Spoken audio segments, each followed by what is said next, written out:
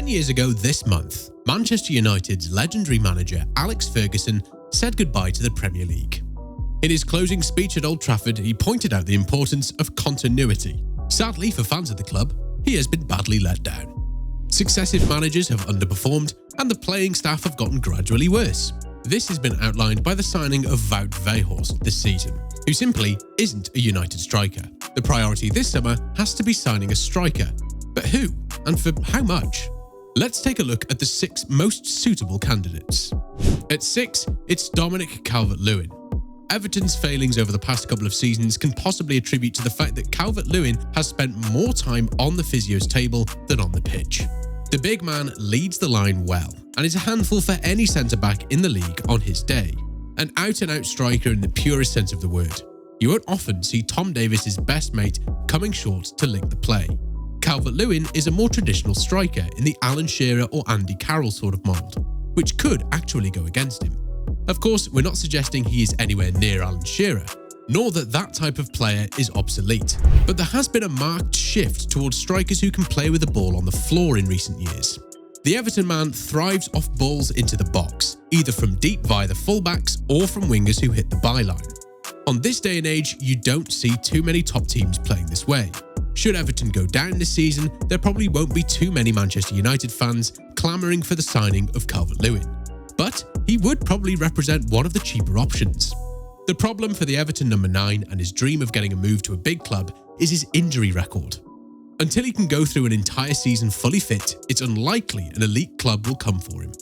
At number 5, could Ten Hag opt for Randal Kolo Muani? Those of you who don't pay much attention to the Bundesliga may not know too much about this guy. The Frenchman has been one of the reasons behind Eintracht Frankfurt's good form this year, and is one of the 5 players in Europe's top 5 leagues to have hit double figures in both goals and assists. Having never really been a prolific striker, scoring 64 in 205 to date, Muani may not be at the top of many United fans' wish list. However, he does bring a certain amount of graft to the equation and is one of the best players in the Bundesliga at winning back possession in the final third. This might just pique the interest of some of the United's faithful, who may be tiring of seeing some Bruno Fernandes waltz around the final third, throwing his hands up in the air and not tracking back whenever he loses possession. At 24, Muani's next move is crucial for his career, with some in the French press comparing him with legendary Arsenal and France striker Thierry Henry. United would be forgiven for approaching with caution. A certain Anthony Martial was lauded with the same comparisons before United signed him, but has seriously flattered to deceive during his time in Manchester. Is Muani the answer for you? Let us know in the comments below. What about Jonathan David at 4? This one might be a bit of a surprise for some, but the Canadian has been in scintillating form for Lille in League One this season. Only superstar World Cup winner Kylian Mbappe and former Arsenal man Alexander Lacazette have scored more goals this term. With 21 in 33, David's goal return has meant most of Europe's big boys have scouted him at various points this season. So, if United were to make him their priority, they would need to move fast. Of course, David came in as Lille's replacement for Victor Osimhen in 2020, so teams might actually think about making a bid for their head scout, considering what Osimhen has gone on to do. More on him in a bit. One of the strongest aspects of David's game is his link play. Not only has he bagged more than 50 goals during his time in northern France, he's created a ton of chances for those around him. This is something that Manchester United have lacked in spades in recent times. Too often the play breaks down in the final third, and they've also been accused of being one-dimensional and predictable. With David coming deep to link the play and Marcus Rashford running in behind, this could represent a formula that Ten Hag is eager to explore. David would also come in cheaper than some of the other players on this list, but crucially, he would be coming direct from France, which doesn't always work. Strikers coming in straight from League One can be a bit of a mixed bag considering how difficult the Premier League is. So if David is to sign, we probably shouldn't expect it to be as the main striker.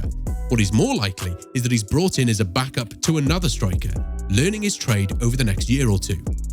At 3, it's Goncalo Ramos. Benfica striker Ramos announced himself to the world in sensational fashion during this season's World Cup in Qatar.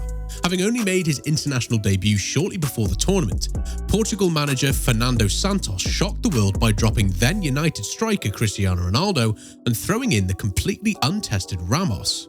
And it's safe to say, he didn't disappoint. After scoring 3 against Switzerland in the last 16 and becoming the first man to score a knockout round hat-trick since 1990, Ramos's stock shot up overnight.